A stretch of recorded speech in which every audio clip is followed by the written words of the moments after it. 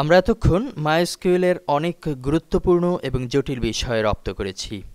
এর পাশাপাশি ব্যতিক্রম কিছু জানার আগ্রহ তো থাকতেই পারে। আবার একই বিষয় কখনো কখনো বেশ প্রয়োজনীয় উপাদানে রূপান্তরিত হয়। যেমন ধরুন, কোনো একটি টেবিলে মোট কতগুলো পোস্ট আছে এটি জানতে চাই।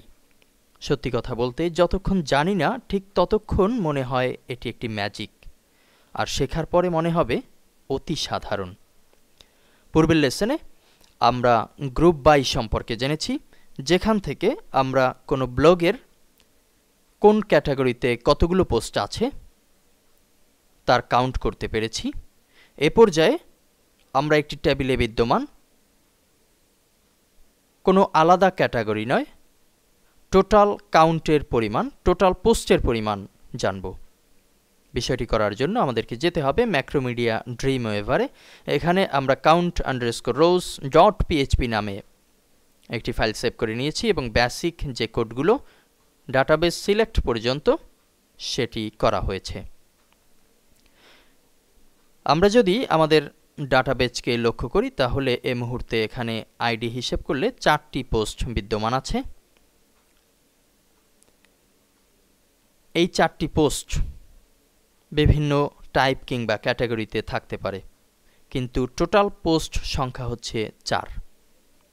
এটি আমরা এখন প্রিভিউ করব খুব সামান্য দু-একটি লাইন কোডিং করার মাধ্যমে।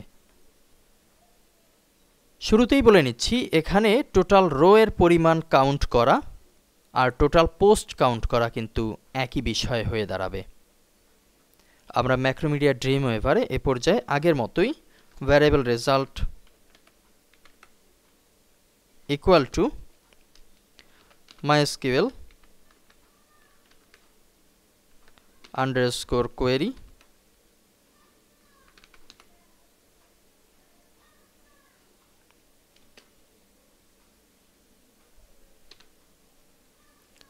ফার্স্ট ব্র্যাকেটের শুরু শেষ, এর মাঝে ডাবল ইনভার্টেড কমার শুরু শেষ লিখছি select star from info. Info হচ্ছে ফোল্ডারের নাম, ইনফো হচ্ছে টেবিলের নাম। যেহেতু এই টেবিলের আন্ডারে 4টি পোস্ট আছে, আমরা সে কারণে এখানে সিলেক্ট স্টার ব্যবহার করেছি, অর্থাৎ পোস্ট সংখ্যা যাই থাকুক না কেন সেটিই যেন প্রদর্শিত হয়। এ কারণে টোটাল টেবিলকে সিলেক্ট করা হয়েছে। এ পর্যায়ে আমরা কোডিংয়ের প্রয়োজনে একটি সেমিকোলন ব্যবহার করছি এবং নিচের লাইনে আমরা নতুন একটি ভ্যারিয়েবল লিখছি, ভ্যারিয়েবল নাম রোজ আন্ডারস্কোর রোজ। এটি কাউন্ট করবে, সে কারণে এ ধরনের কাছাকাছি একটি নাম ব্যবহার করেছি, ইকুয়াল টু MySQL আন্ডারস্কোর নাম NUM ছোট হাতের আন্ডারস্কোর রোজ। রো কাউন্টের জন্য এটিও কিন্তু একটি স্পেশাল কমান্ড, MySQL আন্ডারস্কোর নাম আন্ডারস্কোর রোজ। ফার্স্ট ব্র্যাকেটের শুরু শেষ,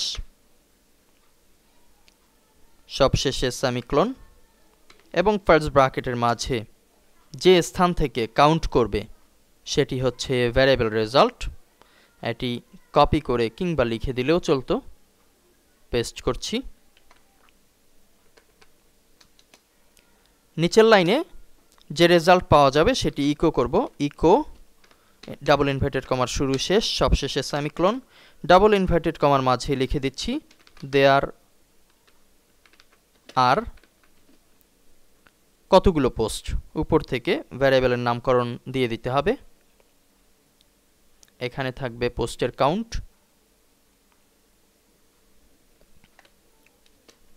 POST, ফুল স্টপ। ফাইলকে সেভ করছি। এ পর্যায়ে ব্রাউজারকে রিলোড করব, লোকাল হোস্ট php_guru। আমরা নতুনভাবে ফাইল যেটি করেছি count_rows.php ক্লিক করছি। আমরা দেখতে পাচ্ছি আমাদের সামনে প্রদর্শিত হচ্ছে দেয়ার আর 4 পোস্ট, যেটি আমরা ডাটাবেস থেকেও প্রুফ হিসেবে পাচ্ছি। এখানেও 4টি পোস্ট আছে। আমরা যদি বিষয়টি আরও একটু পরীক্ষা করে দেখতে চাই তাহলে একটি পোস্ট ইনসার্ট করতে পারি নতুনভাবে। ইনসার্ট বাটনে ক্লিক করছি। এখানে নতুন একটি আইডি দিচ্ছি 05 নাহিদ, বয়স দিচ্ছি 21, নাহিদ @yahoo.com, সবশেষে টাইপ হচ্ছে অনার্স। গো বাটনে ক্লিক করছি। প্রুফ দেখার জন্য আরেকবার ব্রাউজ বাটনে ক্লিক করছি। এখানে দেখতে পাচ্ছি পোস্ট সংখ্যা এখন হচ্ছে 5টি, নতুনভাবে যুক্ত হলো নাহিদ। আমরা এখন যদি আমাদের ব্রাউজারকে রিলোড দেই টোটাল পোস্ট দেখার জন্য, এ পর্যায়ে এখানে আছে 4। রিলোড দেওয়ার পরবর্তী রেজাল্ট আমরা দেখতে পাচ্ছি 5 পোস্ট প্রদর্শিত হচ্ছে। মাইএসকিউএল এর কমান্ডগুলো ভালোভাবে রপ্ত করতে পারলে আপনারাও খুবই সুন্দরভাবে আপনাদের সাইটকে সকলের জন্য উন্মুক্ত করতে পারবেন। সামনের লেসন থেকে আমরা জানব বেশ কিছু প্রজেক্ট পিএইচপি মাইএসকিউএল এর সমন্বয়ে। আশা করি প্রজেক্টগুলো আপনাদের জন্য বেশ বেনিফিশিয়াল হবে। ধন্যবাদ।